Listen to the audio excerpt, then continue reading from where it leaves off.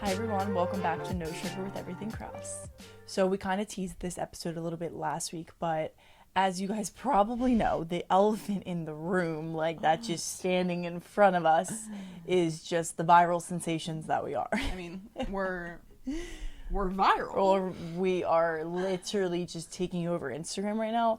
No, like not to toot our own horns here, but as we always talk about, this podcast, the main purpose of it was to be able to grow alongside our listeners and our followers and be really honest about everything that we go through, whether it's on social media, in life, in business, and just bring that to you guys. And one of the big things that's been happening to us over the past couple months is really our growth on Instagram. And if you follow us on our personal Instagrams, you follow us on Everything Krause, you have seen that growth a little bit, but you don't obviously see the behind the scenes of that and like what it kind of took to get there, and maybe what we're doing that went from being super stagnant for years to okay, and then in 4 months we gained literally 17,000 followers. So like what happened in those couple months that changed, that we weren't doing in the first 5 years of Everything Krause, that now all of a sudden it's like kind of picking up. So we want to share that with you guys, because whether you are trying to grow on Instagram, whether you're just curious about how to maybe grow on TikTok, on Instagram,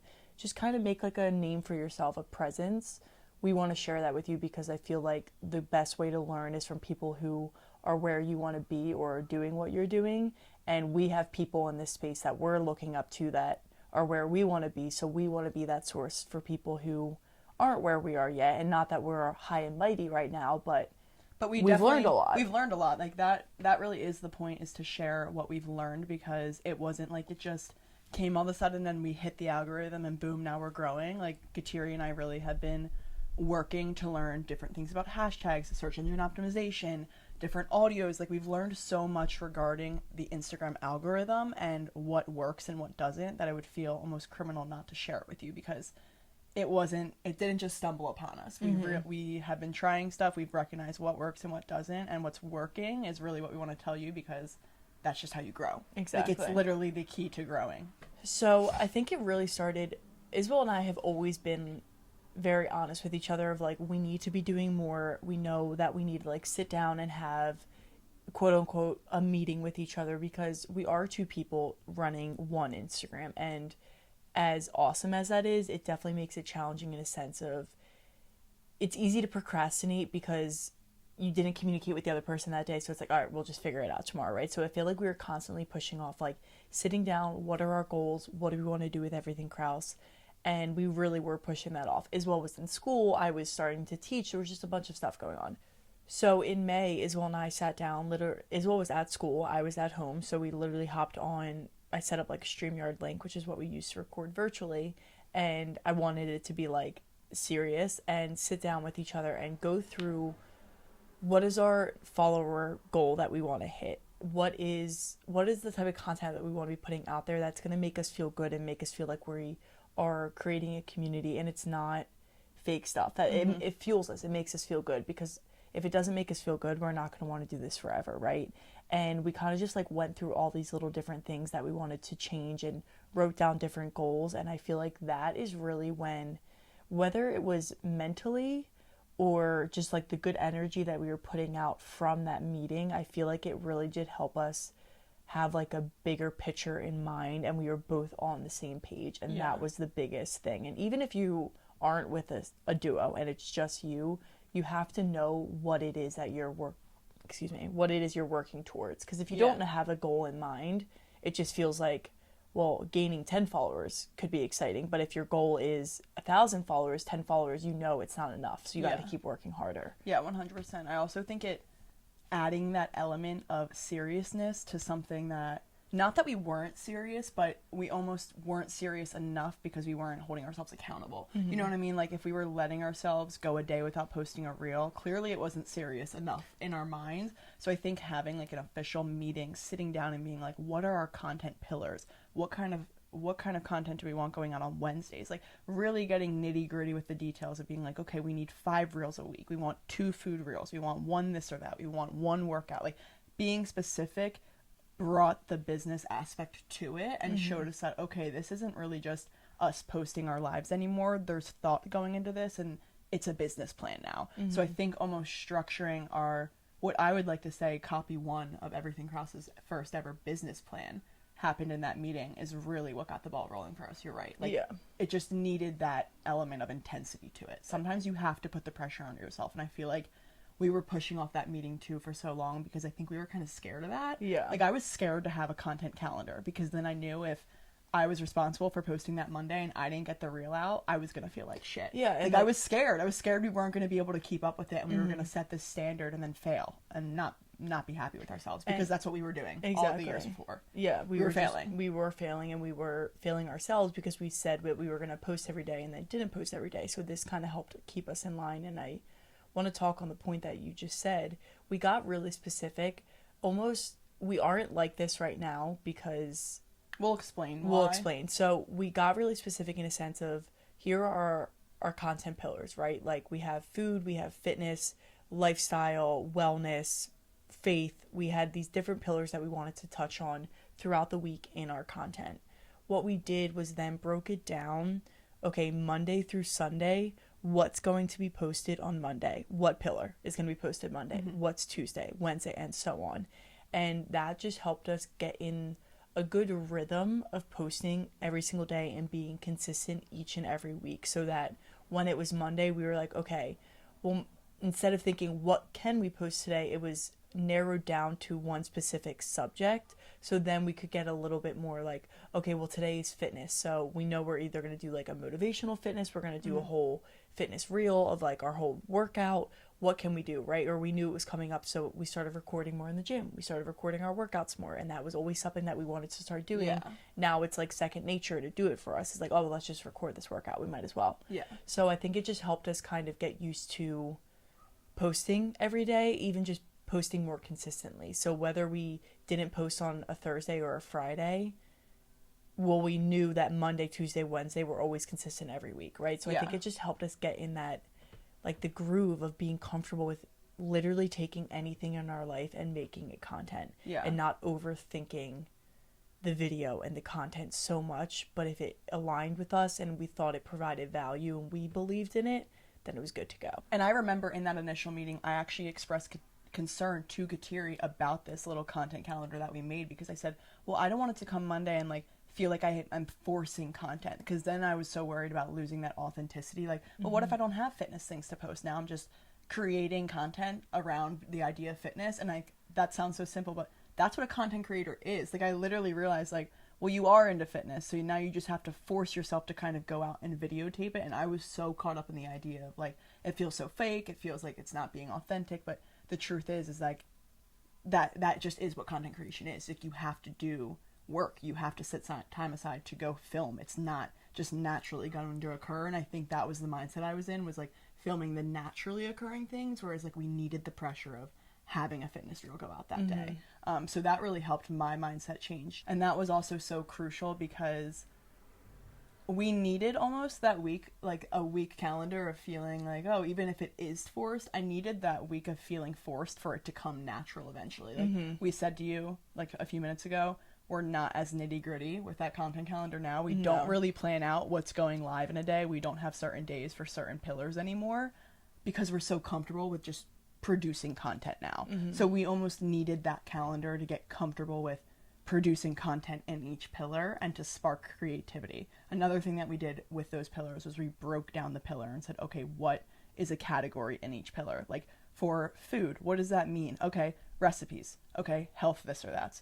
Okay, health, like food hacks, like what is like a good Greek yogurt bowl recipe, how to get your protein intake up. Like we broke down, and that sparked more creativity of what kind of content we could be posting. I don't know if that makes sense. It's just like we broke down the pillars even farther, and that helped. It wasn't like we were just like, oh, we need to post a food reel today.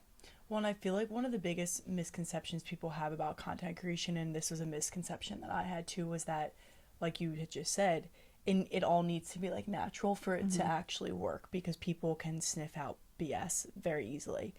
But in reality, the reason that people are making money as a content creator and as influencers is because it does take work, and it does take planning things out so that you remember to capture the footage. Like, now I'm more so, for example, I was literally playing basketball outside with Mom, Dad, Xander, and Tyler this weekend.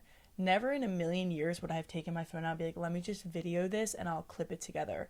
All I did was post stories of it, but the idea was like, it didn't take much effort for me to set my phone up on a tripod, and it wasn't like, oh, I want to make this like picture perfect. I didn't even pay attention to my phone once I started recording. It was just the idea that I would have never done that before, but because now in the back of my mind I'm kind of thinking, well, these clips could turn into something in the future. They can turn into something today to post so that people know what was I doing with my Saturday at noon. What was kind of going on, because people want to know that. And I just think planning it out is one of the best things that you can do to help get yourself comfortable with taking the content and, like you said, sparking new ideas. We were really uncomfortable filming our workouts for the longest time.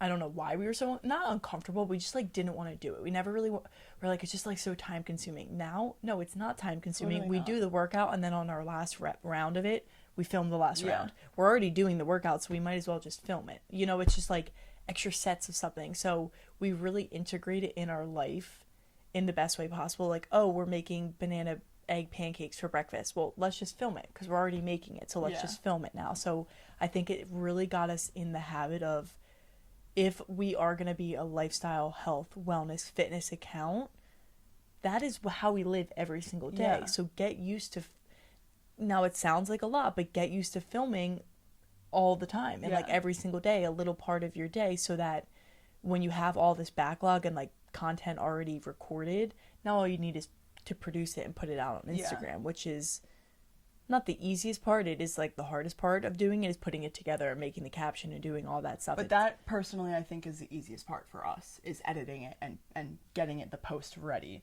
Knowing what to film and understanding that everything that we do was content, I think was the biggest hump and the hardest obstacle for us. And when we overcame that obstacle and realized that everything in life literally is content, we just started pumping it out. And I think it's funny because when we first started Everything Krause, of course, it was like, there had been, you know, a lot of like influencer accounts already existing. We weren't like the first on Instagram, but a lot of people, I feel like, were so focused on curated feeds and making sure everything like looked super pleasing. And that's definitely how we started. Like, we thought that our feed had to look really, really pretty. And listen, I love when I go to a feed and like it looks really good. Like, I do too. When there's influencers who have an aesthetically pleasing feed, I'm like, power to you.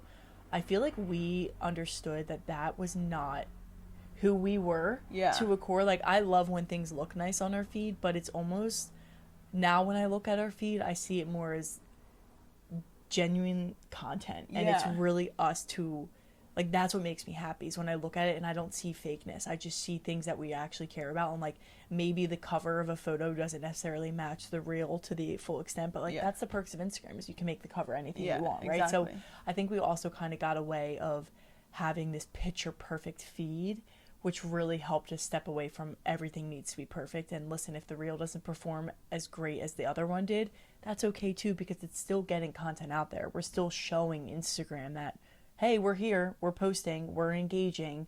And that's really what Instagram wants to see, is like, consistency is key in everything in life. It does not mean, it literally is the exact same for social media. Like, if you are not consistent, you will not grow. And that is the obvious answer, but that is like what we needed to learn. Like, well, that's so leading out of that first meeting kind of into like the next segment, I think of what we want to talk about really is that consistency. That's probably the biggest thing that came from that meeting, was getting comfortable with content, but also consistency. Now we were in this groove of posting every day, and Instagram, like Katira just said, Instagram really loves that, because it shows that you're dedicated to the platform, not just for followers. It's like, oh, okay, I got 500 views on that reel yesterday, but I'm still out here posting. Like, it shows Instagram like, oh, I don't care if that didn't perform well, I'm posting because I want to. Like, it's almost like kind of like tricking the platform, where you're like, no, like, I just love your platform so much. They reward you if you are just consistent and consistent and consistent. And this was the first time ever, it's so funny, like, this was the key, that we've ever posted every single day on Everything Krause. Like, you would think, like, we used to be like, why aren't we going viral? Like, girl, why would we? Did you have you ever even gone a month posting? You posted every like one day? story this week. Like, it's crazy. So once you realize that Instagram just favors you the more and more that you put out, you kind of drop the care of even caring about what the reel did yesterday, because no matter what, you know you have to post today because you have to be consistent. Exactly. It's almost like it's harder not to be consistent. It like kills me. If we go like a day without posting, I'm like, oh my God. Like, no, literally. I like start freaking out. I'm like, oh my God, I can't do that. And it's a lot to be posting that much, but it's also then when you look at it, it's like, okay, if a reel doesn't perform or you just like, you posted it and we're like, that wasn't like our favorite thing. Well, if we're posting every single day, before we know it, it's a week later and we already have 7 other reels posted. Yeah. And that one feels like forever ago, you know? Yeah. So it's like, it doesn't hold that much value in our minds anymore. Yeah. Well, and another reason that being consistent is so important is not only for Instagram, but it's also for the crowd you're trying to reach. If you're trying to reach new people and they come on your page and you are not actively storying, you're not actively having up 2 or 3 reels a day, they're going to be like, oh, I'm not going to get much content if I follow this person. Mm-hmm. Whereas if they see, oh, okay, they posted every single day of September, clearly they're very active, clearly they're always providing stuff no matter how many followers they have. Like, people like seeing that you care about your platform, so that if they, like, no matter if they follow you or not, you know what I mean? Mm-hmm. Like, if they do follow you, great, but you're going to keep posting anyway. And you're trying to get the people who don't follow you, obviously. Because people who do follow you, you obviously want to keep them, but, like, they're already kind of there. And the chances of them hitting the unfollow button are a lot slimmer than the chance of someone hitting the follow button. So, like, you need to really work towards the people who don't follow you yet. And I think that was also another, like, big thing that we had to figure out what to do was, like, okay, we have these followers, but how do we get the people who aren't following us, right? And it's funny because what reel sent us viral? So... what really started, like, the excitement around everything Krause, I had made a video. I filmed me making butter. Like, literally, it was so funny because that day was, like, just a random day, and I remember texting Isabel being like, I'm actually planning on making butter, and Pam bought me this heavy cream that I want to use. Mm-hmm. I'm going to make butter with it. I might as well just film it. So I film the butter, I do a voiceover of the butter process, and post it. Next thing we know, it has like 300,000 views. Well, it starts growing, obviously. Yeah. We got to 10K views, and we're like, holy shit, we have 10,000. Because you get the K. You get the K, and that's like, I made it. But we never had a reel hit 10K before. So like, that for us was like, wait, something's clicking here. Mm-hmm. So we're like, okay, well, the voiceover was really good. It kept people engaged. Showed how easy it is to make butter, and it's not this like hard, complicated process. So like, there were little things that we picked out in the video that we were like, we can apply this to other things. Next thing you know, Isabel's making our cottage cheesecake. I applied the same exact thing that Kateri did. I did the quickness in the video. I did a pan over. I showed the cheesecake at the end and like the drip of like the jam on it. And I did a very quick voiceover. Did the same kind of wording on the screen, followed her same format for the caption. Next thing we know, the cheesecake is at 300K. I was like, we're like, okay, so we're starting to pick up here. Don't try and fix what's not broken, right? Yeah. So like, we're like, okay, this is working. So I think we're like right away with our food. When we do a food reel, we're doing voiceover onlys. No, none of these food reels were just words on the screen or nothing on the screen, and we're just playing music. Yeah, you'll probably never see another recipe from us without it being a voiceover. Because it doesn't work for us. We have good recipe videos that haven't gone viral because there's no voice. And I understand. I love when I consume a video and the person's talking, because I feel like I'm taking in the recipe a little bit more. It's like a psychological thing. When you hear the voice, it makes it go faster, it makes it more digestible, and like, you kind of pulls you in a little bit more. So that was just something, like, when you have something that goes viral or gains more traction, it's like, take note of what did work.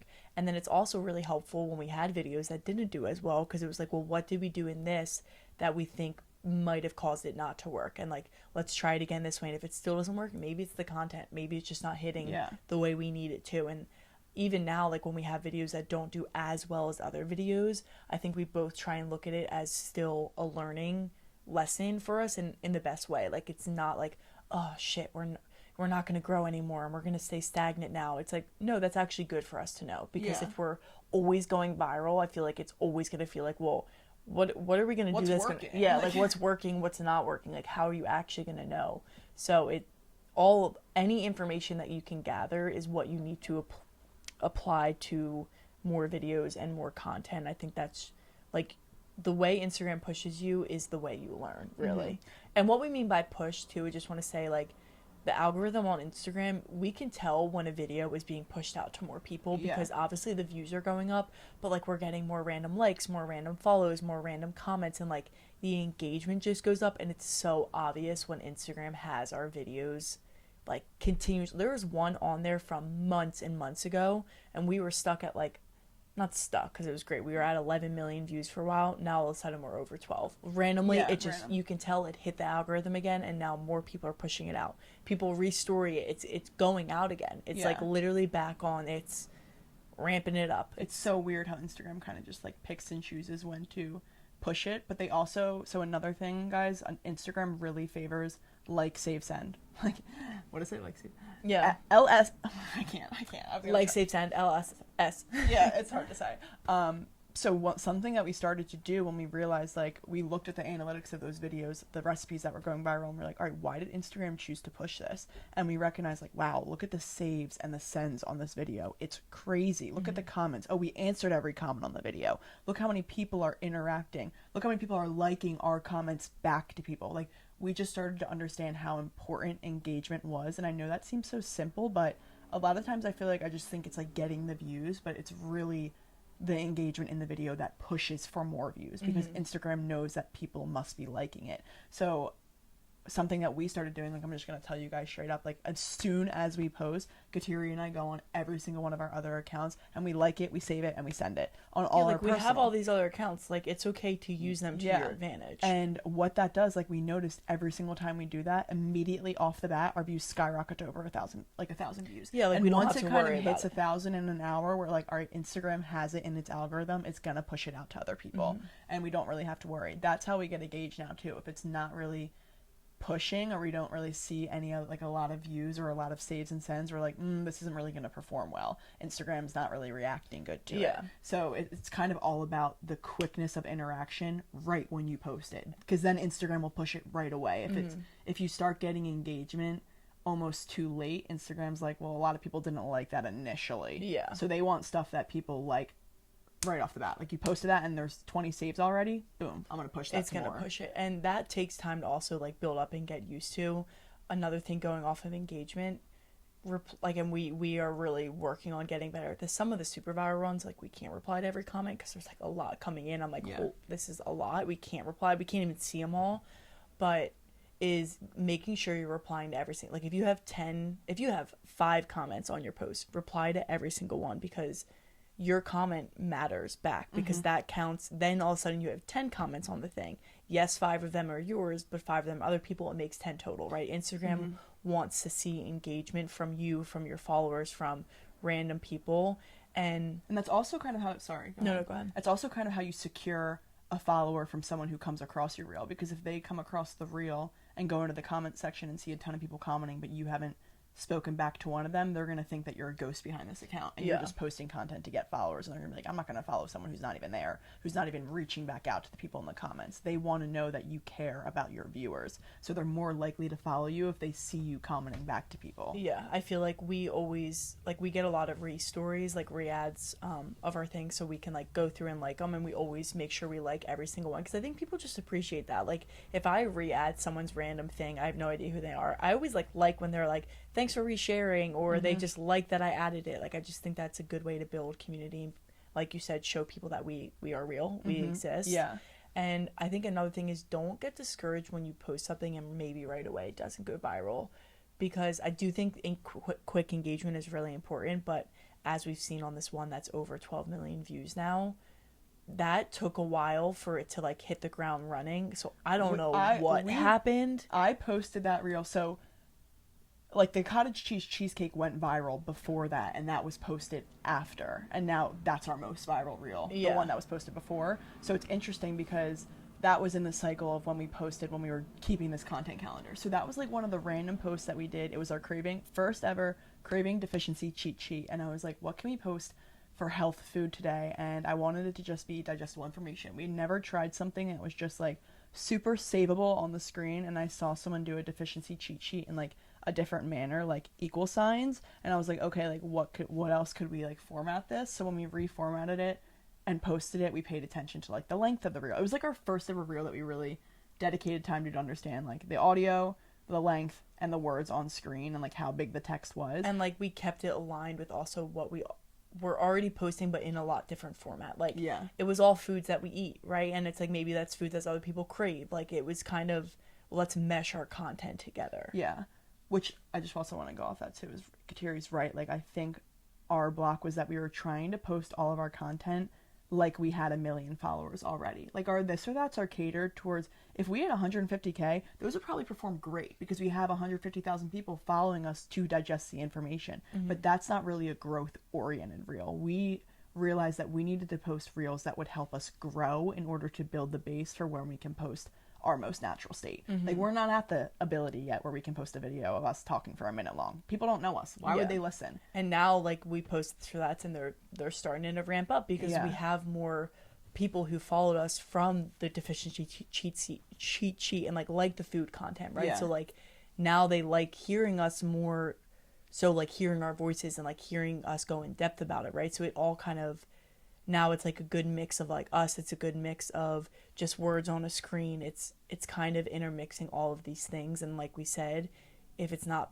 broke, don't, or what is it? If it ain't broke, don't fix it. Yeah, like so that is kind of what we're still doing, right? Like we see the videos that go really viral and help us get a lot of followers, and in turn it's helping our workout videos do a lot better, perform a lot greater. Like our engagement on the workout videos have gone up tenfold. Yeah, like we have over like 150 saves on every single workout that we posted. We used to get like 5 saves. Yeah, that would never happen to us. Like 150 people are saving this for their next workout. That's like, oh wow, people are seeing us. People are interested in this. Not even just our original community too. So one takeaway that we had from that craving deficiency cheat sheet was that, like I just said, our this or that's weren't performing well. But when you break down the same information that you're trying to post, but maybe put it in a more digestible format, that can perform well. Just because our this or that's weren't performing well didn't mean that the information wasn't valuable. It was just about how we were delivering it. So when we realized, okay, we don't have the brand yet to put our face behind it, let's just put it on a screen and have people save it to build up the brand to put our face behind it, was essentially what that did. Bringing it back to what you said about low engagement, that reel did not go viral at all. Like I remember we posted that and we were like, oh, that was a fail. Yeah. Like we just didn't think anything of it. Next thing you know, that was probably posted in June. I forgot what the date was on it. June, like early June. Keep talking.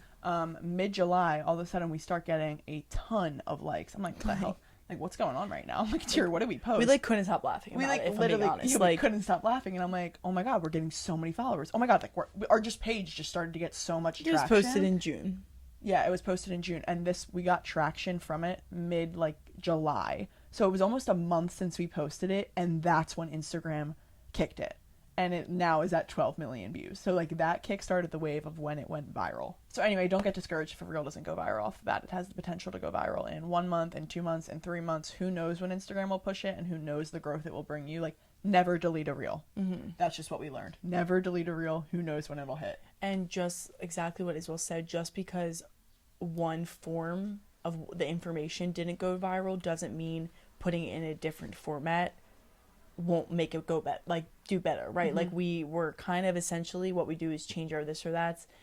It's all very similar information. Like essentially what we're doing is the same theme when we talk about food. Like you can kind of tell the type of people we are from our food content in terms of like what we believe health wise. And now we kind of just play around with like different forms of it. Well, like what's gonna work, and like now our this or that's are working a little bit more, but in tandem with the shorter, more digestible, easier to understand type deals. And like our this or that's are easy to understand, but they're longer form, right? They're more talking. You have to kind of like sit there and actually watch us talk. The other ones you can read it in 5 seconds and like keep going, like save it and keep going.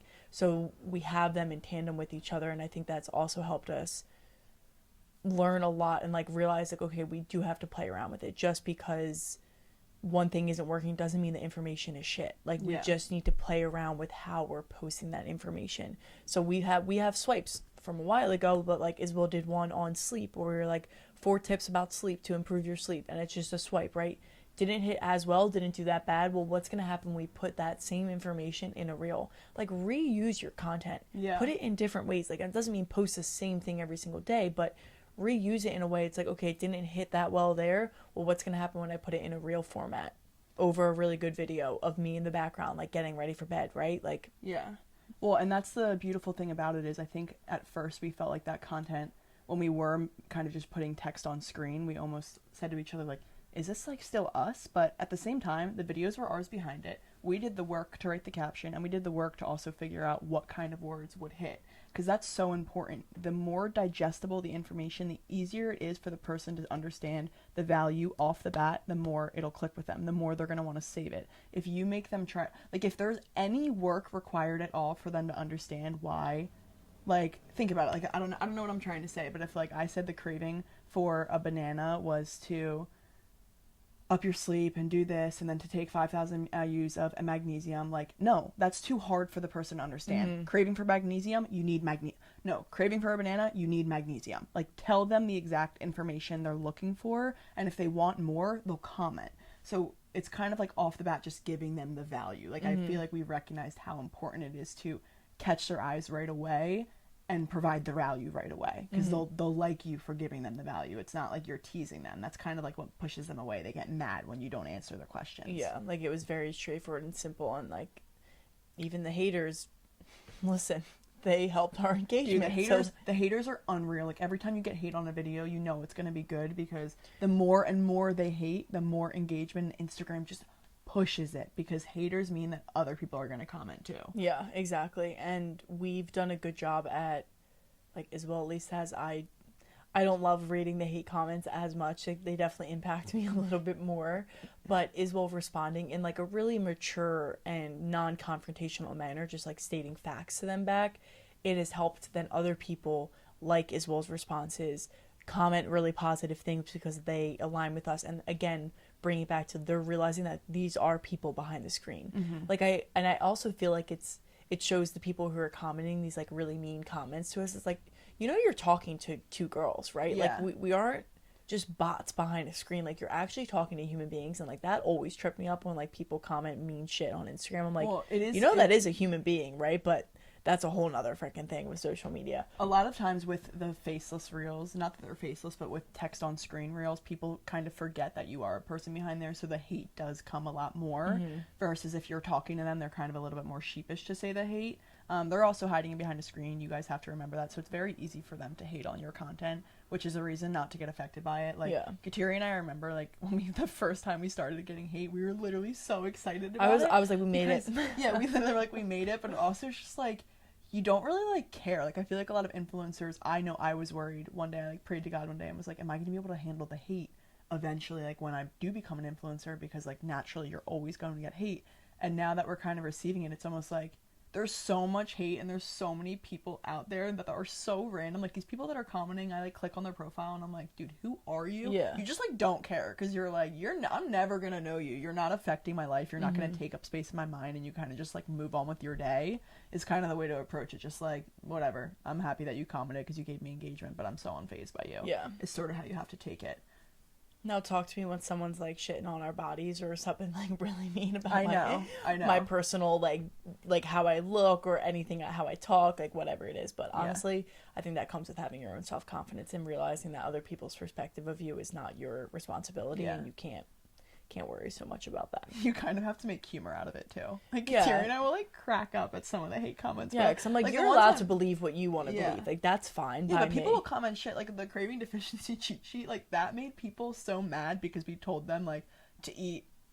It was like kind of comical of, like, because the idea was like, okay, if you're craving, like, chips, you're obviously craving, like, salty, crunchy, so what's an alternative for that? And it was obviously more like health foods, like we talked about, bananas, avocados, dark like, chocolate. It was like, instead of pizza, eat salmon, and, like, people would comment, like, go jump in front of a bus, I'm not eating salmon instead of pizza. And like that's not the point. It's like, I was like, it's supposed to say what your body is craving. It's not supposed to replace the food. Because, like, if you're craving unhealthy food, like, you're literally deficient in something. Like, you are deficient in something. Like, that was the point. And it was like, okay, you don't need to, like, get that aggressive. Like, a gun emoji with the, like, person next to their head. And I was like, all right, person. Like, this, it's not that deep. Like, if you don't want to follow this, like, keep scrolling. You know, it's like, that's what's so funny about it. But yeah, you really just have to make, like, humor of it and just know that you're not going to mesh with everyone. And we have 12.2 million views on that video.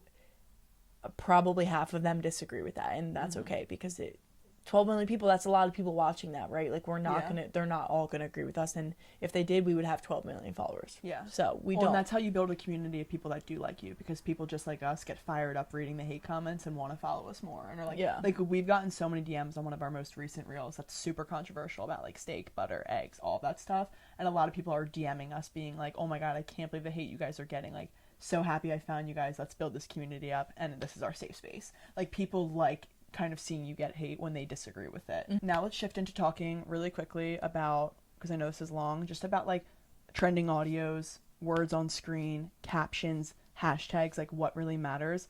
Every single one of those things matters. A reel is not a reel until all of those moving parts comes together. So it's not like you thought of a great caption and the reel's going to perform well. If you don't have the right hashtags, you don't have the right audio, it's gonna fail the reel. So it's really important to have those boxes checked for each reel. Mm-hmm. What I want to say about hashtags is the more particular, the better, but also like pull at what people want to know. Like fat loss tips. If you're talking about deficiency, yes, we're talking about nutrients and what your body needs, but it's also replacing an unhealthy food with a healthier food. So that's essentially going to lead to fat loss. So that's going to pull at someone's heartstrings. So we went down the rabbit hole of all fat loss hashtags. And normally we would do hashtags in a sense where, okay, deficiency, nutrients, fat loss, those are 3 very different hashtags. Although they're in the food industry, they're very different. So you need to make sure that your hashtags follow one niche, because when it's one niche, Instagram knows exactly where to push your video. You don't want to confuse the algorithm. Yeah, you don't want to confuse them. If you give them 3 different types of hashtags, Instagram's going to be like, well, what group is this for? I don't know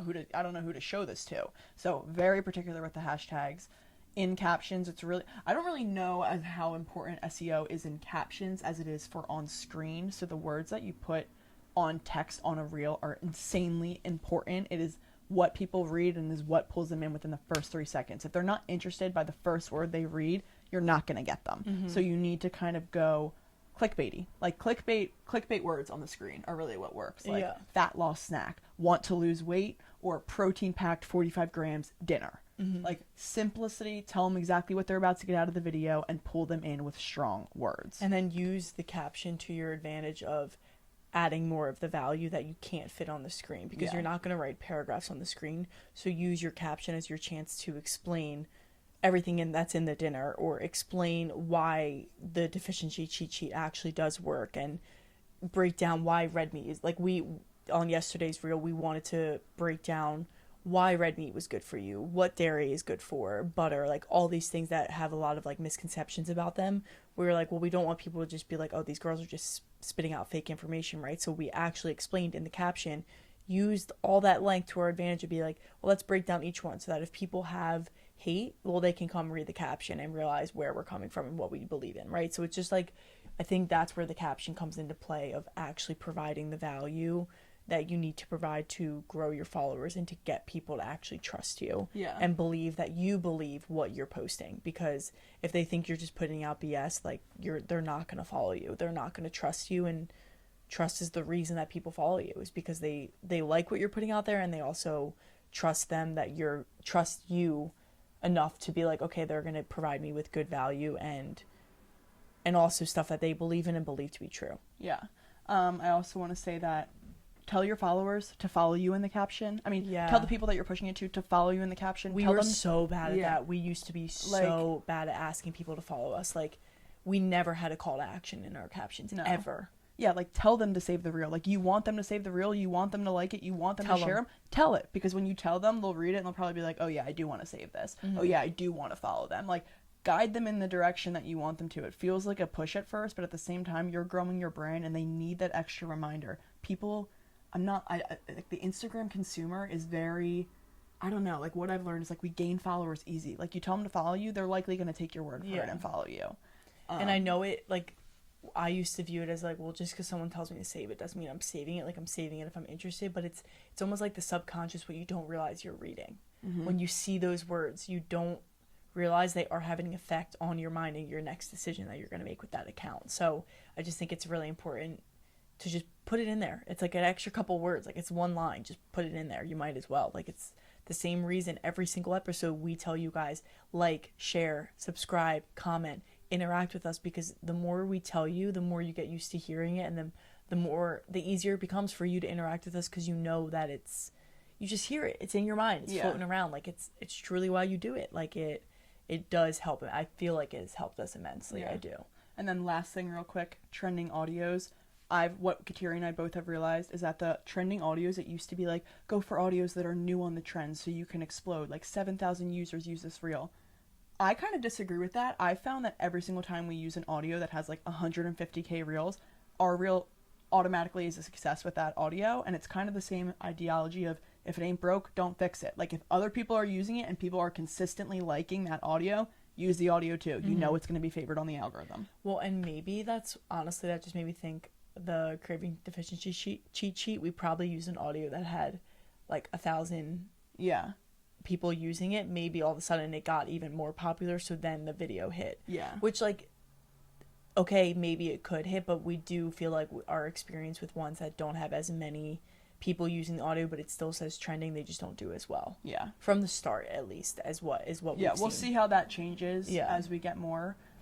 Because some people will argue that, like, you need to find an audio, like, before it hits the ground, so, like, your video is one of the top videos used with it, but, like, we just also we're not as sure on the audios yet. This is just what we've recognized. But that's what I feel like with our specific content, where we've noticed, like, it doesn't necessarily matter if there's over 100,000 people using it. Like, it's okay. It still works because people like the sound for a reason. Like, it's worked a lot, so you want to find an appealing sound. If it sounds annoying, if you can't listen to it the whole time you're editing the video, don't use the sound. Don't use it. Because that's, every time we have an annoying sound, I'm like, oh my god, turn that one off. It doesn't perform like the other ones do. When it's like a fun little song and I, like, sing it even as I'm editing it, they do so much better. Because I'm like, oh, this is fun. Like, I would listen to this while I'm reading it. So I know that we kind of ran through a lot there and quick, but we wanted it to be just super to the point and not too repetitive. We wanted you to get a lot out of this information by not having to listen to an 1.5-hour episode.